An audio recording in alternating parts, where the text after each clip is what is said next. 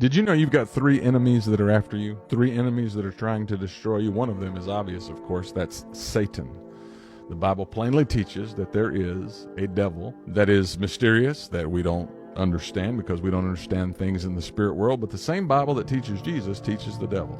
And in Luke chapter 4, Jesus faced the devil in the wilderness. The devil's after you. Now that one's easy because if you believe the Bible, for the most part, you know about the devil. But did you know he's not the only enemy you got? You've also got the enemy of the world. Remember in 1 John 2:15 where John says, do not love the world, because all that is in the world, the lust of the flesh, the lust of the eyes, and the pride of life is not of the Father, but is of the world. There is a world system that is trying to strangle you spiritually into its mold. So Satan actually uses the world, because the Bible calls him in 2 Corinthians chapter 4 the God, lowercase g, the God of this world. He is allowed to rule down here. Not completely. God is, of course, sovereign. But this is enemy territory that Jesus came into in order to defeat the devil. Now, the third enemy you've got, in addition to the devil and the world, is the worst enemy of all. Can you guess which one that is? That is self, or what the Bible calls the flesh, the part of you that wants what it wants to be on the throne of your life. And if it were not for how wicked and sinful the self is,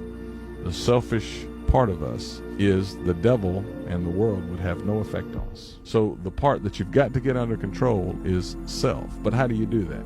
You do that through the power of God. I always think of the woman in Matthew chapter 9 who thought to herself, if I can just touch the hem of his garment. She had a very serious medical condition, and all she knew, she didn't understand a lot, but she knew the most important thing: if I can just get close to him, if I can just reach out and touch him, if I can just take hold of him, then I will be healed. So when you think about these enemies that you have, you're not powerful enough to defeat the devil by your own strength. Ephesians 6 says you got to be strong in the Lord in order to defeat him.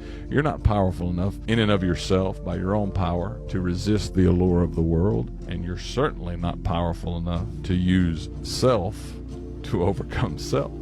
That's just not how it works. So what you got to do is you got to stay close to Jesus. You got to get close to him. You got to reach out and touch him by faith, and you've got to hold on to him. And if you do that, like this woman who thought within herself, if I can just get close to him, I'll be healed. You have that attitude: if I can just stay focused on him, if I can just stay close to Jesus, then these enemies that are out to defeat me will have no power at all, because while they can defeat you with ease, they are no match for your Savior.